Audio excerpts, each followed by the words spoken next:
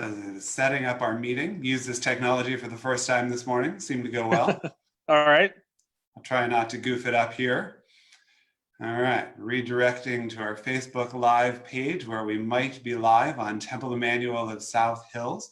I'm here with Jonathan Greenberg, a longtime acquaintance whose biography I will give you in just a moment, after I'm sure that we are indeed going live, as I'm hoping we are now. Even though the video feed has started, this gives a chance for others to join us. Yep, there we go. We're rocking and rolling. So, Jonathan, thank you for being here.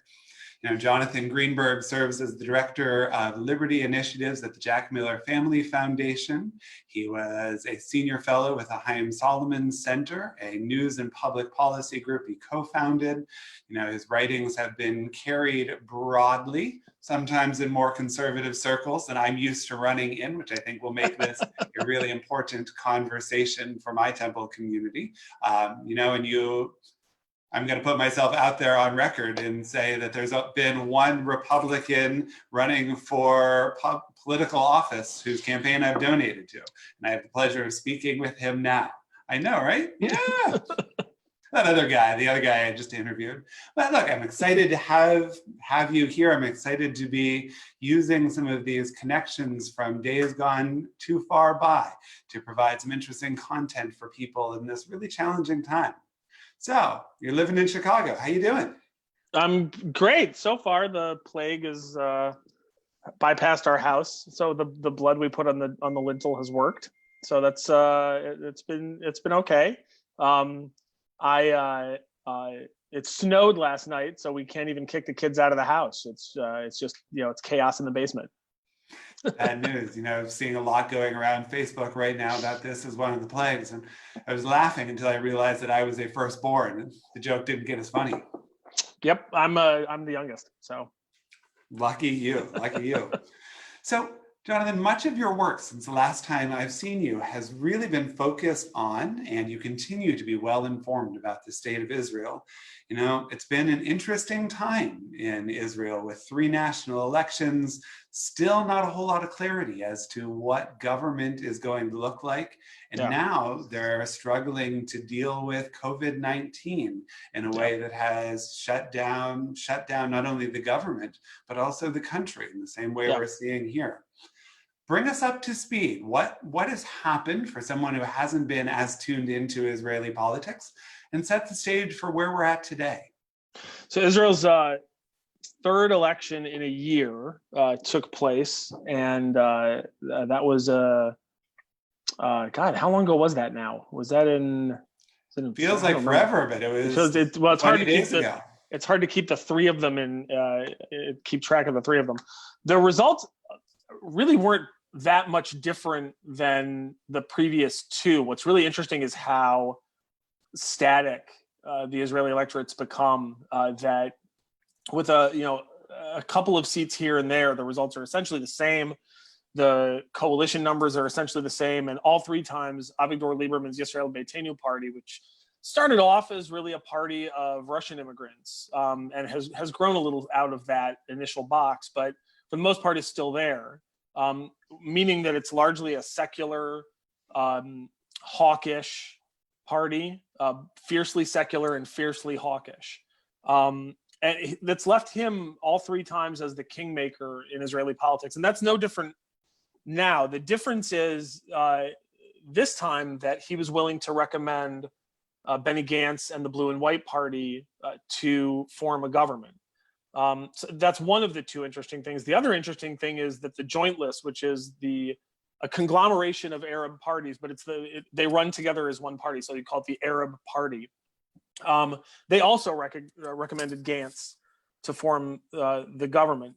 It's important to remember in Israeli politics, you only have governments by coalition. There are 120 seats in Knesset. You have to have 61 seats in order to form a government. There's never been a government in Israeli history that wasn't a coalition.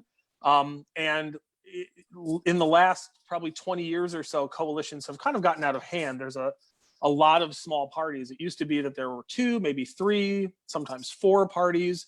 I think the last functioning coalition had 6 parties in it. And the number of deals that a prime minister has to has to craft in order to put together a coalition like that are extensive. The promises they have to make, the bad policies they have to be willing to enact are extensive.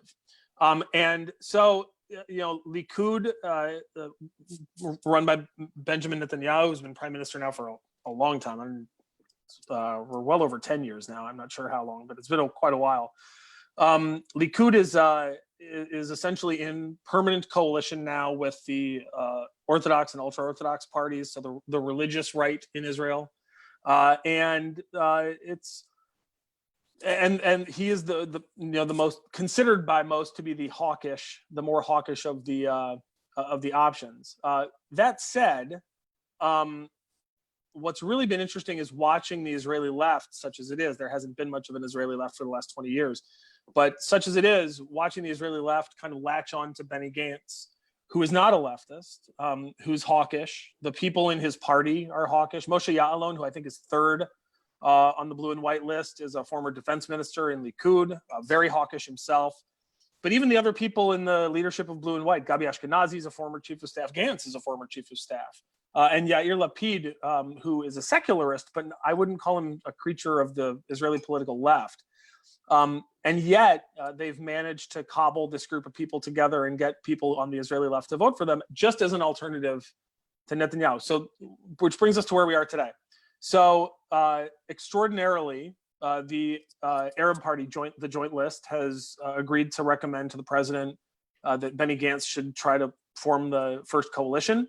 They will probably support that coalition outside of the government. I can't imagine blue and white party or any Zionist party in Israel being willing to put the Joint List into government. There's been some question about that from American Jews. A lot of American Jews don't understand. They think that's racial in nature. It's really not. Most of the members of the Joint List Knesset caucus are anti-Zionist. So at least two of the parties, Balad and Ta'al, that make up the Joint List are explicitly anti-Zionist. And you can't have anti-Zionist parties sitting in government because they would be privy to information, especially security information, that you probably wouldn't want anti-Zionist parties to have. So I think it's hard for American Jews to wrap their arms around, well, that's discrimination against the Arab Party. It's really not. It's ideologically based. First of all, and second of all, it's also important to remember that I think every Israeli party has Arab members of their own slates. So there are Arab members of Knesset who are from Likud. There are, I think, two members of the blue and white party of the 33 members that they got. I think two of them are Arab. So the issue is whether or not to have Joint List in government, but it doesn't look like that's likely to happen. What you would have then is those 15 seats supporting a bloc that would be led by Benny Gantz, and you would have a minority party then. I think that's a recipe for instability. Sounds pretty fragile. Yeah, and it probably wouldn't last very long. But there are an awful lot of Israelis who, simply want to see Netanyahu gone, and would be willing, I think, to accept this as a way to do that. So that's kind of a snapshot, very briefly, of where we're at. You put it in the context of what's going on now with the virus. Right. It seems like there have been some. If we think that COVID-19 has been politicized in the United States, we've got nothing on Israel, where there's shenanigans shutting down Knesset and really leaving a lot of control in Netanyahu's hands. There's the speaker of the Knesset is trying to save his position as speaker by shutting down the Knesset and not allowing a vote on a new speaker, which he would certainly lose. The court has ordered him to open the Knesset and to allow a vote on speaker, and he said no. I think we still have a couple more hours for him to comply with that. I think we're down to 1 or 2 more hours for him to comply with that order. There are a number of blue and white and other members of Knesset who are this is what I love about Israel. They're occupying the Knesset chamber, but they're practicing social distancing so they're occupying it but 6 feet away from each other at all times. Our politics, as awful and toxic as it is, we still have nothing on the Israelis. And anybody who's watching this who's ever been to Israel knows that our culture is nowhere near as in your face as theirs is. So it's true. Good times. Yeah, right. And add to that not having clarity in terms of national budget or ability to free up funds. They're really flying by the seat of their pants trying to respond to this pandemic. Yeah. The other interesting thing has been, so they've been on lockdown for longer than we have, and they generally, I think, first of all, it's a smaller country. I think there's a lot more internal cohesion for all of their political difficulties. I think that there's still a lot more cultural cohesion there than there is here, and people are more willing to abide by the lockdown order. That's not true in the ultra orthodox communities.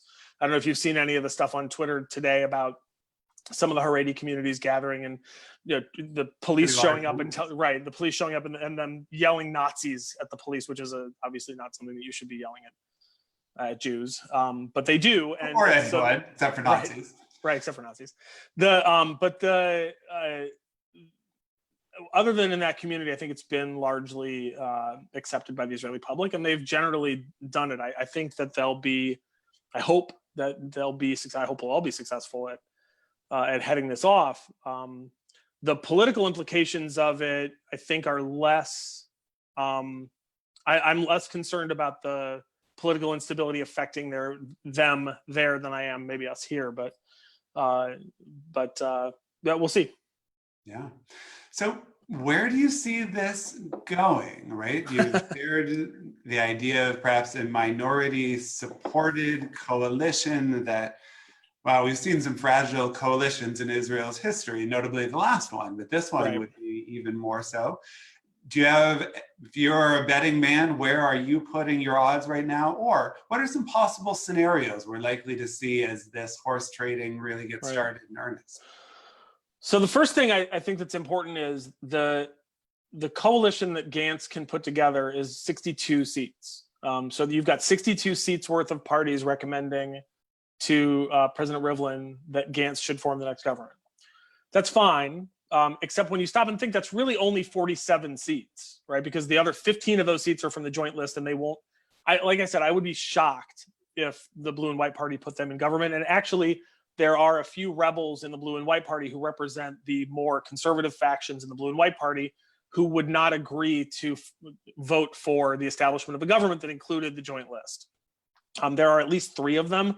Incidentally, they all come from, I think Telem is Bogi Ya'alon's party. So I think all of the more conservative members are from Bogi Ya'alon's party. Bogi Ya'alon's a very hawkish former Likudnik, former defense minister under Netanyahu.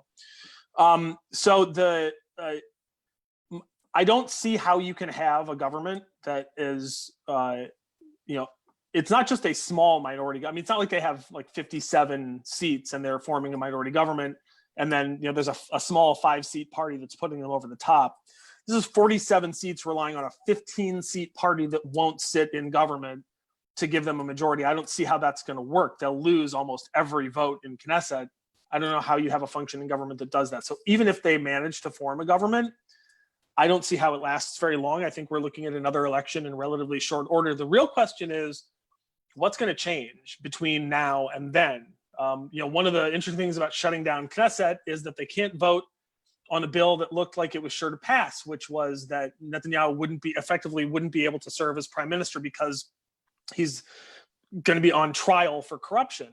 So it would have effectively forced him out. It would have been a big change, obviously, and honestly, I'm not sure electorally what difference that would make. I think it would make a huge difference. I'm just not sure if it'd be a good one or bad one for Likud. But the most likely thing to have happen that would be a change for another election would be a Likud that's not led by Bibi Netanyahu. I don't know who would win in that case. I don't know if Gantz would win decisively, or if whoever the new person leading Likud would do better because he's not Bibi.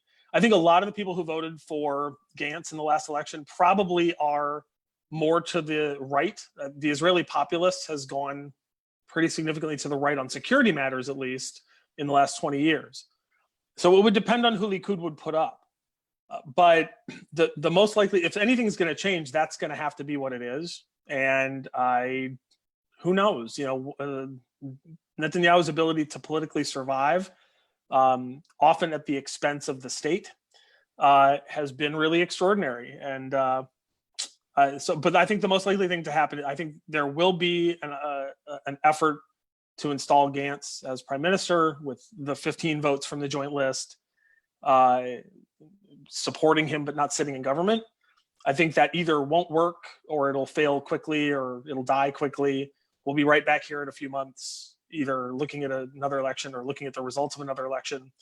And if it's the same players, if it's Netanyahu and Gantz, and it'll be essentially the same results, and Lieberman will be the one who makes the decision. And the most likely thing to change is Likud will finally figure out that they need to make a change. You know, it's so interesting when you think about all of the disruption in people's lives, all of the dollars involved when elections are a national holiday and everybody's off, and then add to that the social distancing that we saw a little bit, right? I saw 3,700 Israelis were voting in special quarantine. Yeah. Vote. What will that look like if they have to do it again in a couple months, or do they postpone it and continue this purgatory? Yeah, it's never a good idea to be without, in Israel, especially in Israel's situation, with Israel's security situation, it's never a good idea to be without a functioning government.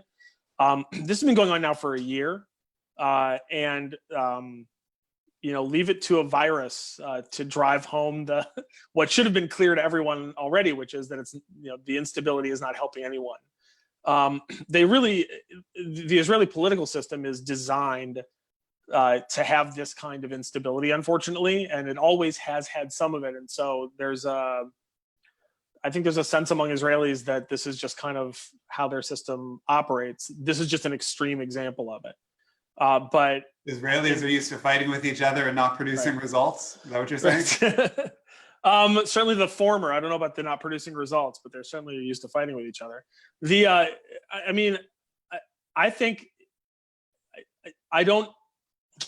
problem with Likud is Netanyahu, and this is my main gripe. I generally don't say mean things about the prime minister of Israel because he has plenty of detractors in the world and doesn't need me to do it. But probably my main problem with Netanyahu is that, and I have several, but my main one is that he really has turned the Likud into the Netanyahu party.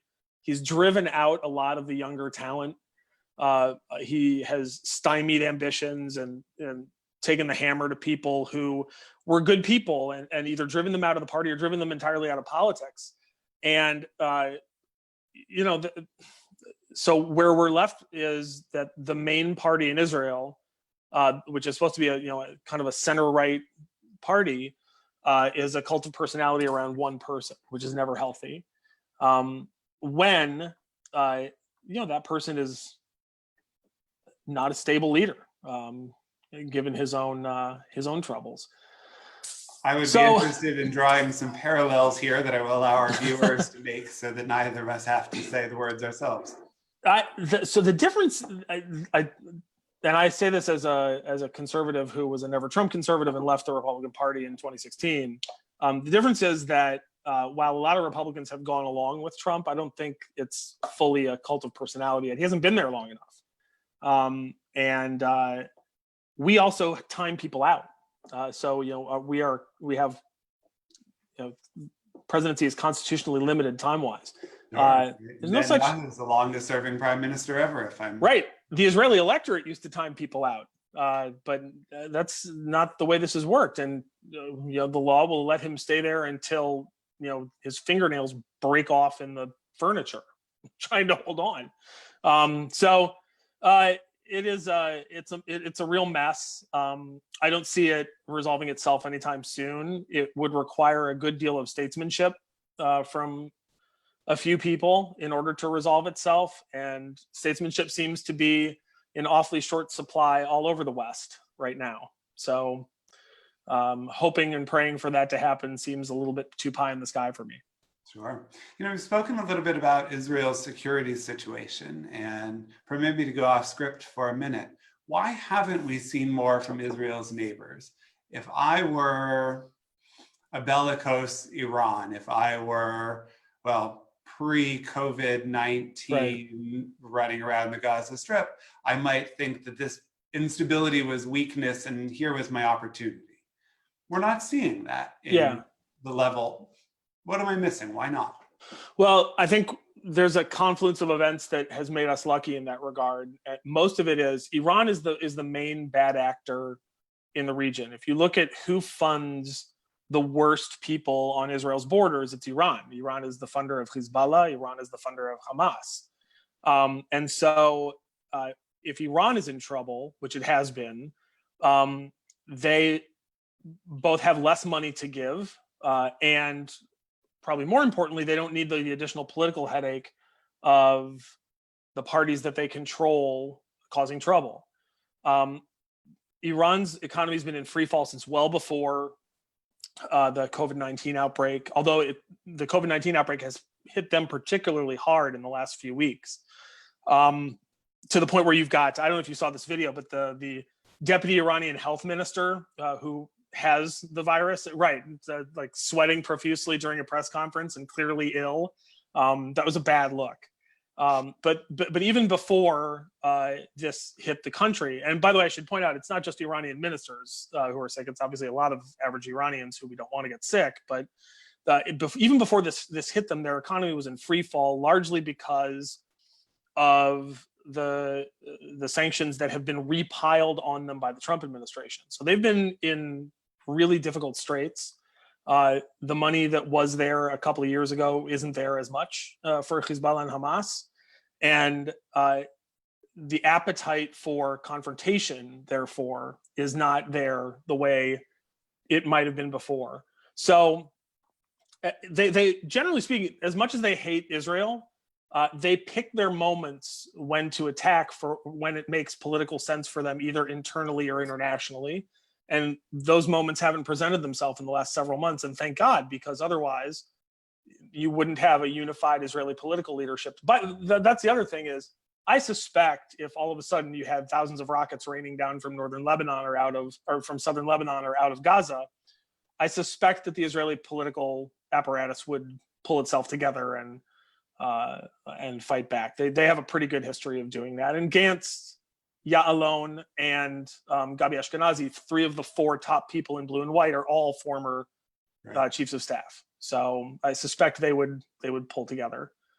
So the security situation is still terrible. It's just terrible in waiting. There's no likely, and I think this goes on for a while, at least until the situation with Iran resolves itself, so one way or the other. So. Sure. But that's what I think. There hasn't been much. Wow, thank you. In the lead up to this call, you mentioned you've seen something now that I haven't. The results, or at least the preliminary results of the World Zionist Organization election for the next Zionist Congress. What are we seeing? So I'm looking at the results here. The most noticeable thing is that vote reform, which is what we used to call ARTSA, but is the reform movement, the American reform movement. And I think this is American and Canadian. And American, Canadian, and Reconstructing Judaism, or the Reconstructionist movement rebranding. So it's vote. So they got 31,500 votes of 123,000. So the percentage is way down. The percentage from the 37th World Zionist Congress 5 years ago, the percentage was something around 35% of the votes. So they both got the more votes than anybody else got, and they had 35% of the votes. They're down to about 26% of the votes. The total 5 years ago was in the neighborhood of 56,000 votes. This was 123,000 votes cast. There were a lot more votes cast. So the reform movement is still really good at getting votes out. They got more votes, just pure number of votes, this time than they got 5 years ago. And they're still really good at getting votes out. Other people seem to have caught up. And what's really interesting, if you look at the blocks, there's the left wing versus the right wing blocks.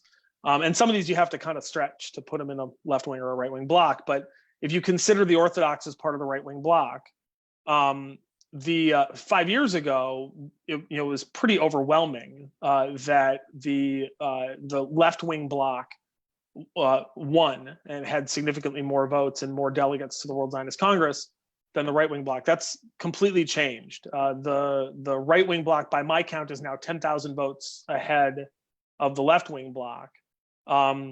The most interesting thing that I saw was this the Hatikva list, which is the progressive slate for Israel, calls itself the progressive slate for Israel. They did something I thought was really interesting, and I thought would have worked out better for them. They had a bunch of what I would call celebrity people running on their slate. You had Peter Beinart and Jill Jacobs from Trua, and Randy Weingarten, who I think is the head of the American Federation of Teachers, like this significant player in Democratic politics. And they had a number of people like that. And they ended up with just under 8,000 votes. They got beat by ZOA. ZOA had, I think, I forget what I can look at what the numbers were actually. ZOA had 2,700 votes 5 years ago, and this time they got over 10,000. So they obviously got the vote out, but the big vote getters were Orthodox. There are two large Orthodox parties that, if you add them together, got 10,000 votes more than 10,000 votes more than the Reform coalition. And that's your difference. If you add the two blocks up, there's about a 10,000 vote difference, and that's the vote. That's the main chunk of the vote difference. Sure, and if you add it to the precipitous rightward shift in Israeli politics, it's a landslide for. Yeah. It's what's interesting there is, and somebody who is a much better sociologist. Better and better. Thanks, man. Right. No, sorry. Yeah. Let's afterwards we can talk about something really like how the NCAA's got canceled or something really bad. Tom Brady. We can talk about Tom Brady. Right. That's good news though. Somebody who's a better sociologist than I think will make some sense out of what these numbers mean in terms of fitting in with polling results that we have. I don't think the American Jewish community is moving rightward. I do think the main difference in the American Jewish community in the next 10 or 20 years isn't going to be right or left, Orthodox or Reform. It's going to be highly identified and non-highly identified. And I would be really curious to see how this and the people, I don't think there's any way to track who voted, but I'd be really interested to see what the identification level is of people who voted one way or voted the other is. I'm not sure. We don't have exit polling on this. I'm not sure we'll ever have that information, but taking this just as a snapshot of where the American Jewish community is, there's clearly something going on. Everybody's going to have their own hot take about what that something is. But I think it's clearly a very large shift, both in the number of votes that were cast this time and in the results. I'm not sure this has ever happened before in the history of voting for the World Zionist Congress. It's been pretty well dominated in my lifetime and yours by the Reform movement. The Reform movement's always been spectacularly good at getting its vote. And I actually said before the votes were cast that my assumption was that the Reform movement would win going away, as it usually does. They got the most votes, but they didn't win. So it'll be interesting to see what happens next. Very interesting. No, thank you for sharing those results. I hadn't seen them yet. You're right. It'll be interesting to crunch those numbers. Fun times. So tell me a little bit more about what you're working on now. And I guess let me frame it as, as the Democratic presidential primary in this country was playing out, I will admit to having a little bit of fear in my heart. I didn't envision us being where we're at in this very moment. I thought Mike Bloomberg was going to buy his way in at a far more effective clip. And I thought Bernie Sanders was going to be more effective than he has been. And I was looking at just my read of the tea leaves, clearly wrong in why I am sitting where I'm sitting and not where you are sitting, that we would have a deeply unpopular, both within the American Jewish community, as well as the American community writ large, first ever Jewish nominee from a major party. Is this country ready for a potential Jewish president? You're doing a lot of work on anti-Semitism. How do you read all of this? So before I answer that question, it's a good question. Before I answer that question, I should say, so I got off Twitter just after Yom Kippur this year. And it's times like this that I wish I hadn't, because the great thing about my Twitter account is that it can be referred back to as I said this was going to happen. In this case, though, it's actually probably just for the best, because my take for about 2 years now, which has proven to be wrong, thank goodness, was that Bernie Sanders was going to be the Democratic nominee. I have been thinking that for a couple of years now. My assumption was he would win in Iowa, probably in New Hampshire. It's next door to Vermont. He would have trouble in South Carolina. But I knew that the big states he was going to do well. And I figured the party would line up behind him. I think to its credit, the Democratic Party decided it did not want to be taken over the way the Republican Party was taken. There was a hostile takeover of the Republican Party in 2016. The Democrats decided not to go along with that this year, and I think that's to their credit. It turned out that I was wrong, and never been happier to be wrong. To answer your question, though, is the country ready for a Jewish president? No, but I don't think the country was ready for a black president either, and we ended up with one. I don't think the country was ready for black soldiers in the Civil War. I don't think the country was ready for freed slaves after the Civil War. I don't think the country was ready for integrated units following in World War II and after. I think things happen and we get used to them largely after they happen. So I think no, I don't think the country's ready for a Jewish president, but I do think the fact that you grew up in Columbus, right? I grew up in Western PA, grew up in Erie. Okay. So as soon as I could, running away screaming. I just called you a native Ohioan. I apologize. You grew up in a place. Okay, so you grew up in a place not too dissimilar from where I grew up. Although I'm older than you. Where and when I grew up, religion really mattered, and the fact that I was Jewish really mattered. I don't think it matters as much to people anymore. And I think the country is both becoming less religious and less sectarian for those who are religious. I'm sure it still matters to an awful lot of people. I know anti-Semitism is rising, which is, I think, a separate topic. But I think people caring about that really matters a lot less today than it did. Nonetheless, I think people aren't ready for a Jewish president. I think also people aren't ready for Larry David to be president. I mean, it's one thing if you're going to have somebody who's Jewish. It's another thing if you're going to have somebody who's a stereotypical, Brooklyn Jew. So that, right. Yeah, sure. In this time of crisis, the Democratic Party has chosen its pastoral Protestant grandfather as opposed to its Larry David screaming Jewish. Right. So I think the question of rising anti-Semitism and this are separate. I think the Democratic Party decided that I'll be editorial about this. I think the Democratic Party decided that they didn't want to nominate someone who thought the wrong side won the Cold War. Say what you will about Joe Biden. I apply a test to every candidate for office. I call it my Red Dawn test. If the Russians, the famous movie from the 80s about the Russians landing, if the Russians landed tomorrow, if we go back to the Cold War and the Russians landed tomorrow, what would each candidate be doing, right? Joe Biden would grab rifles and head for the hills, right? That's what I want. There are other people who would, go home and immediately burnish their resume for a job with the new regime. Those are the people that you don't want. Right. So I think the Democratic Party has, of the options it had, I think probably that's the right choice for the country. We'll see what the ramifications are going forward, but I'm glad they made the decision that they made. I think it was a responsible decision. That said, anti-Semitism is still on the rise. It's getting worse. It's going to get worse. You and I were talking before we were broadcasting about the economic devastation that's likely to follow what we're all living through right now.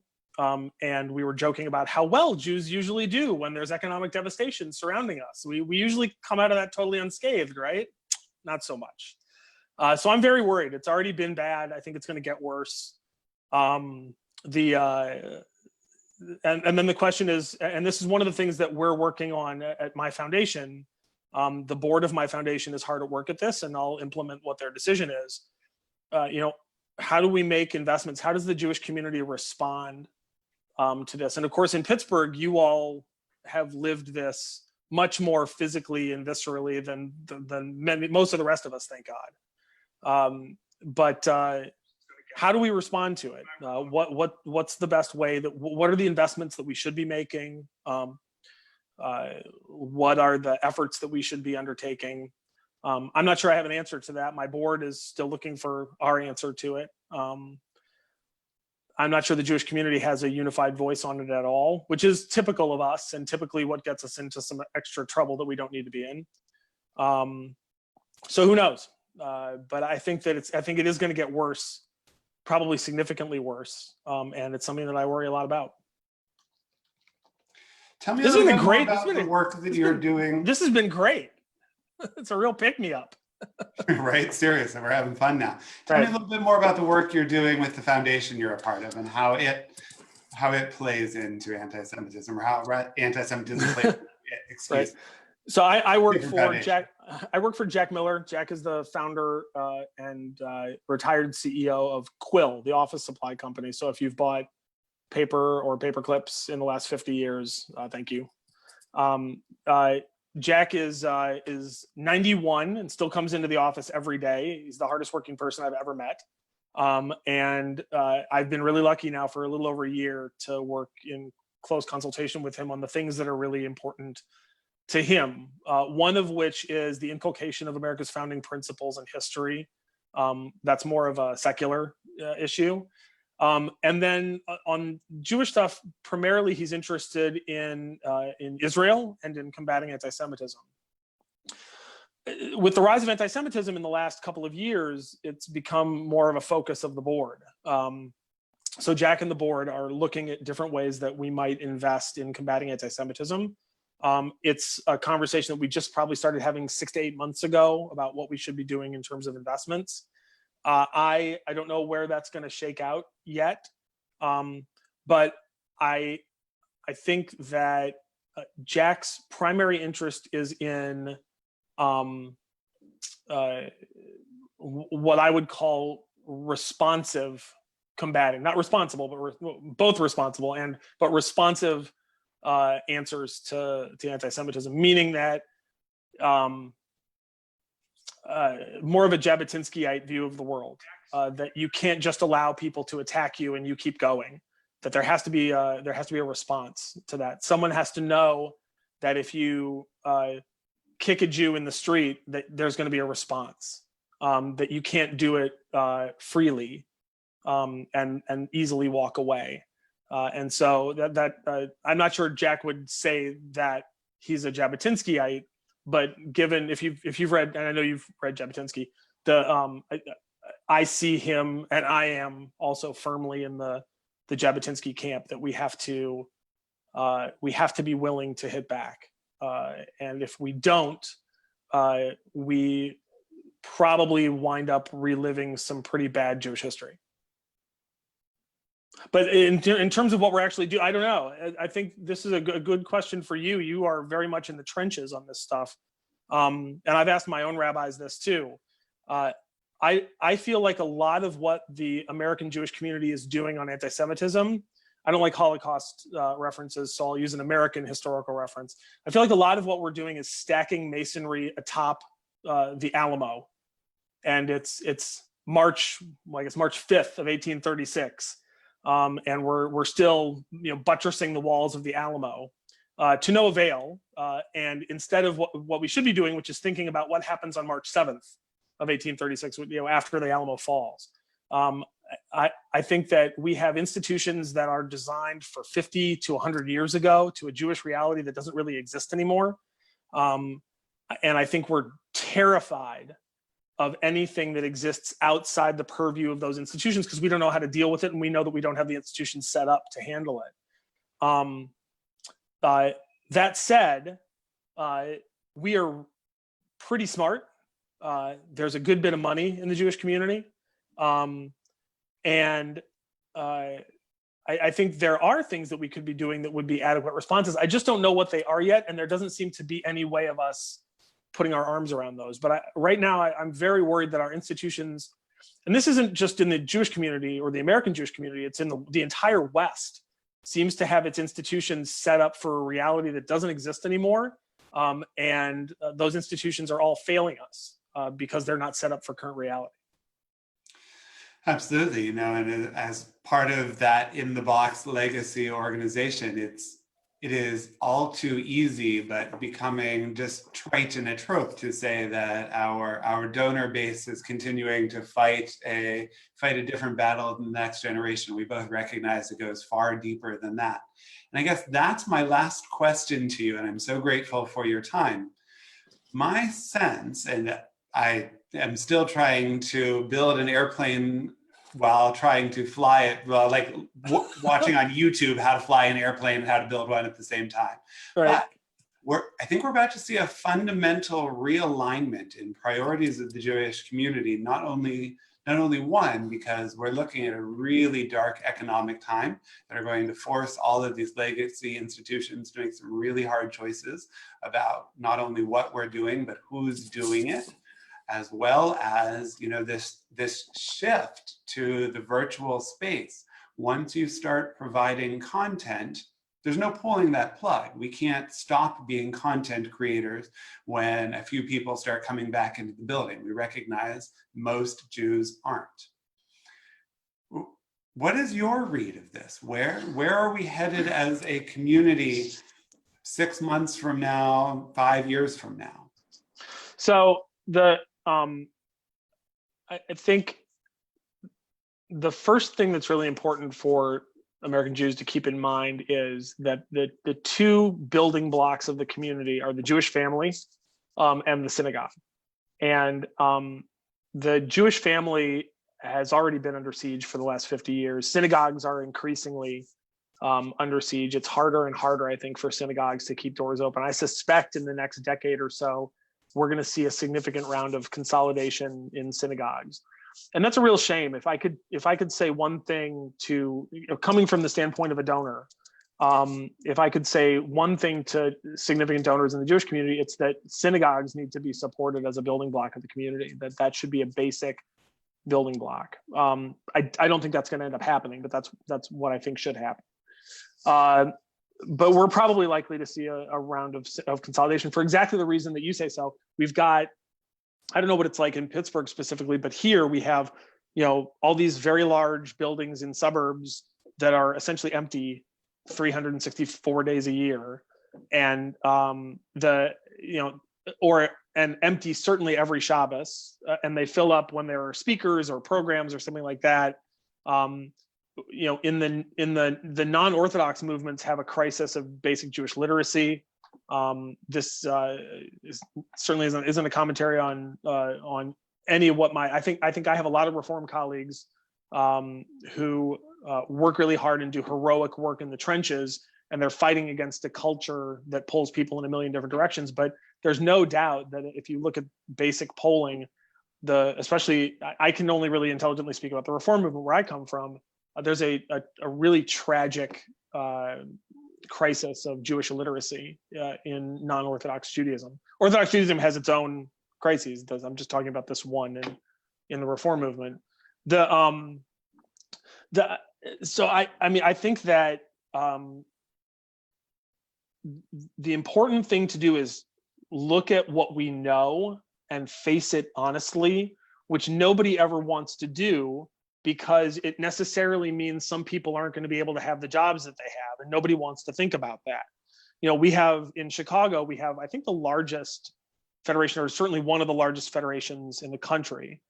Unlike a lot of other large Jewish communities, we don't have, you know, like in South Florida, they have several different federations covering an enormous Jewish community down there. We have one here. All of Chicago is in one federation, and it's enormous. And they have a huge building downtown, and they have a ton of employees. And, you know, in the next 20 or 25 years, that institution is going to have some problems.